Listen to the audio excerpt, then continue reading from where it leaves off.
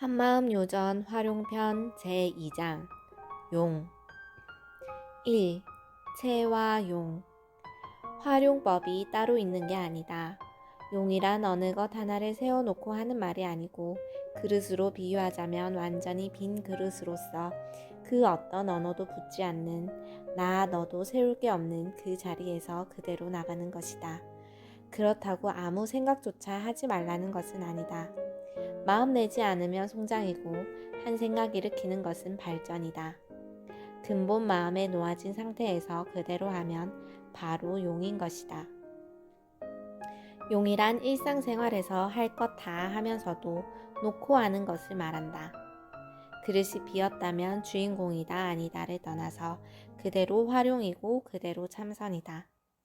그릇이 비었다는 말조차 붙지 않는 그 자리에서 한 생각 일어나면 전체가 같이 돌아가기에 그대로 묘법이 활용인 것이다.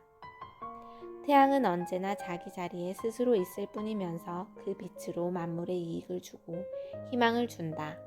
그 이익은 태양이 그러하자고 해서 그런 게 아니라 자기 자리에 자기로서 있음이 낳은 공덕인 것이다. 그와 같이 채로서 용도 절로 우러나온다. 그러므로 자기 자신을 밝힘은 그대로 만 중생에 빛을 주고 이익을 주며 공덕은 저절로 이루어진다. 구태여 마음을 쓴다 하지 않아도 절로 이루어져 있다. 채와 용이 본래 둘이 아니다. 그 본래 면목과 생각을 내는 나와는 둘이 아니다. 주인공 자리에는 채도 있고 용도 있다. 눈 가는데 귀 가고 귀 가는데 눈 간다. 우리가 태어난 게 바로 활용법이 근본이다. 그대로 생명이요 그대로 마음이요 그대로 고정됨이 없이 놔두고 돌아감이니 그대로 용인 것이다. 그렇게 전부 공한 줄 안다면 거기에 따로 무엇을 세워서 활용한다고 말하겠는가.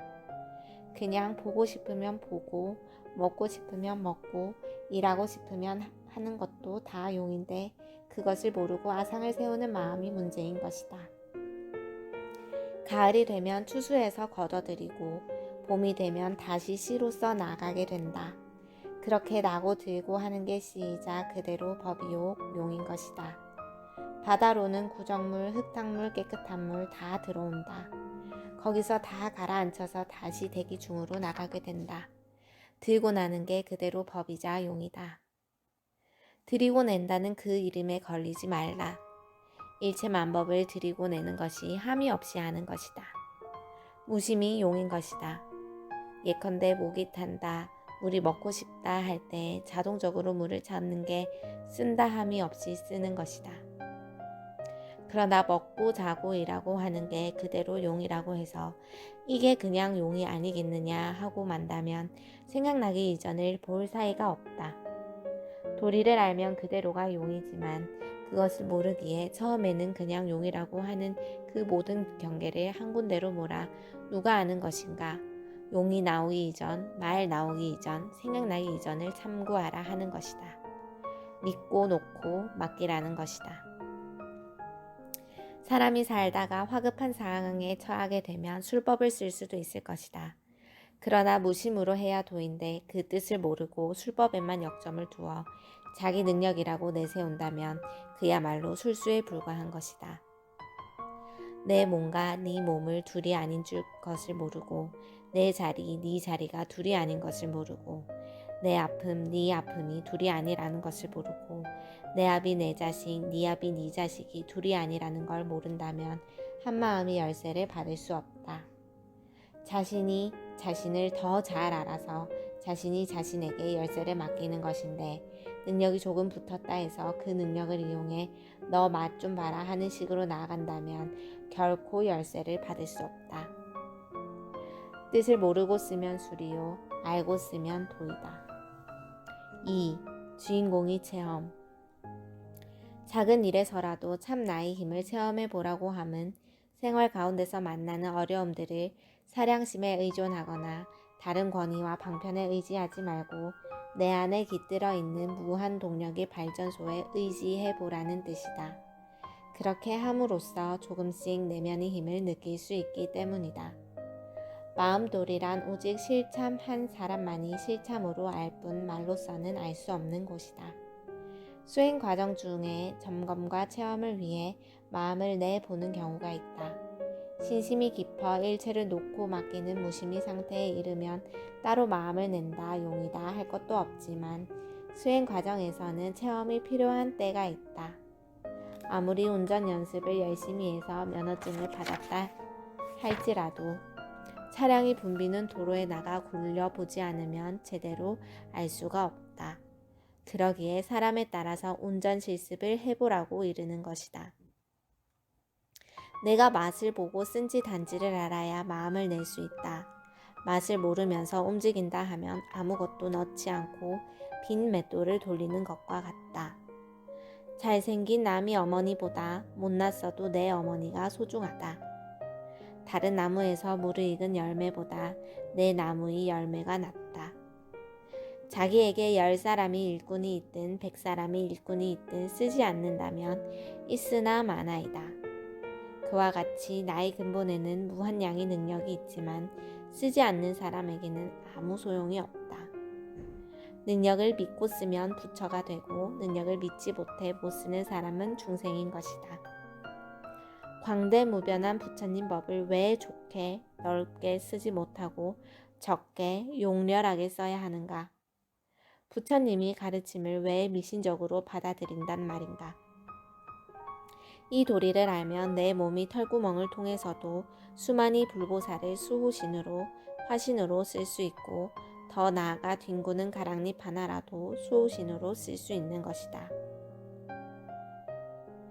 사실은 지금 중생들이 살아가고 있는 그 자체가 그대로 신묘한 용이다.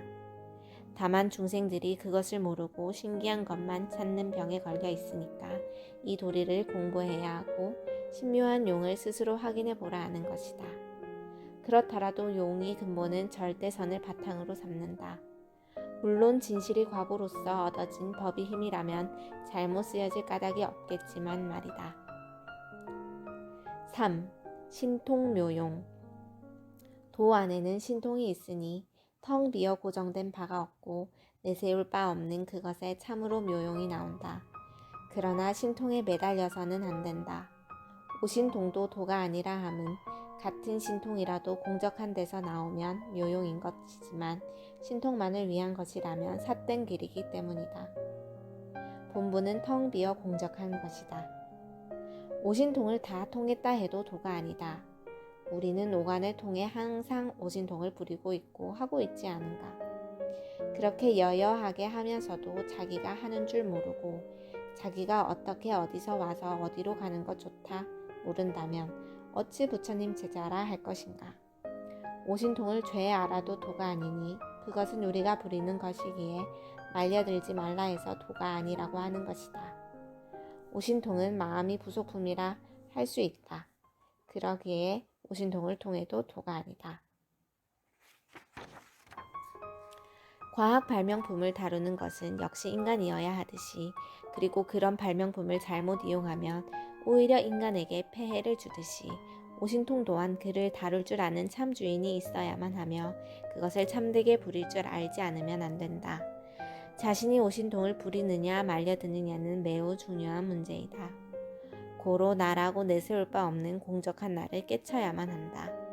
나 없는 도리를 깨친 누진이 바로 오신통의 주제자이다. 누진이 신통은 묘용이라 하나 그렇지 않은 신통은 술에 불과하다. 통에서 벗어나야 자제로의 통을 굴릴 수 있다. 오신통에서 벗어나 누진이 되어야 오신통을 자제로이 굴릴 수 있다. 도의 체험을 해본 사람만이 보이는 50%에 안 보이는 50%를 충전할 수 있다. 그런 사람만이 오신통의 재료를 마음대로 굴리면서 1100억 화신으로 응하여 털구멍으로 들고 나며 줄 것은 주고 뺏을 것은 뺏는 자비로서 중생을 모두 건질 수 있다. 신통묘용이란 마치 코드를 꽂아 전기를 사용하는 것과 같다. 전기는 같지만 쓰임새는 다양하다. 그런데 그런 무의 전기가 이 허공계에 항상 여유있게 흘러넘치고 있다. 오직 믿는 자만이 그것을 쓰는 것이다. 오직 눈뜬 자만이 그것을 쓰는 것이다. 자기 마음이 자가 발전소를 완벽히 돌려야 불이 들어오면서 자기와 더불어 남들도 환하게 비출 수 있다. 사실은 모든 중생이 스스로 켤 수 있는 발전소가 설치되어 있건만 그것을 켤 줄을 모른다. 아니 본래 밝혀 있는데 그것을 모를 뿐이다. 놔버리는 과정 없이는 그 귀중한 보물을 얻을 수 없다.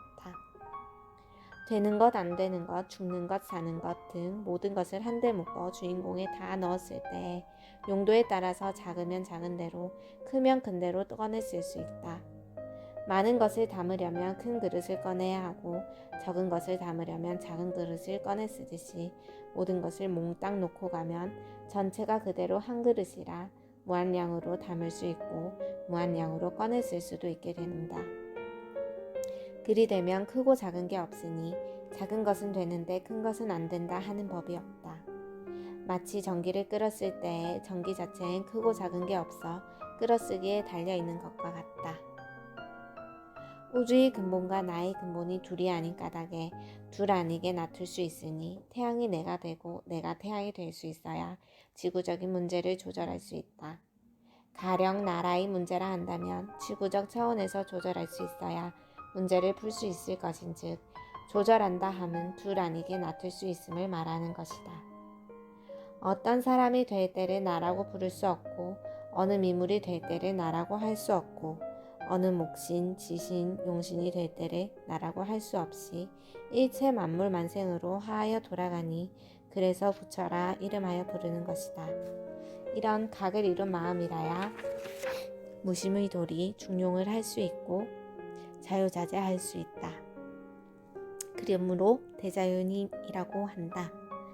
바가지를 엎으면 바로 전체를 덮는 것이고 제껴 돌리면 그대로 전체를 담고 쏟고 할 수 있는 게 이 법이 활용이다. 한 생각에 삼천대천세계의 엎덩어리를 녹일 수 있고 짊어질 수도 있는 게 부처님 법이 무궁무진한 도리이다. 다양하게 돌아가는 마음을 한 마음으로 꿰어진다면 어떠한 조건이라도 다 풀어낼 수가 있고 다양하게 꺼내 쓸 수도 있고 다양하게 조절할 수도 있다. 따라서 과학의 문제, 인류의 문제, 나라의 문제도 다양하게 조절하며 살림을 꾸려갈 수 있는 것이다. 일심으로써 원심력을 얻는다면 시방을 다 지배하고 들이고 낼 수 있다. 그때는 빙긋이 웃고 한 발 떼어 놓아도 온 법계가 다 울린다. 그렇게 그때 그냥 찍는 대로 법이 되어야 활공공법으로 평화를 얻을 수 있고 죽은 세상, 산 세상을 차지할 수 있는 중용을 하게 된다. 그것은 에너지와 질량이 천차만별로 되어 있다 할지라도 둘이 아닌 까닭에 그대로 응용할 수 있는 능력이 있기 때문이다. 글씨는 백지 위에 쓰여진다. 대용은 텅 빈 마음에서 발현한다.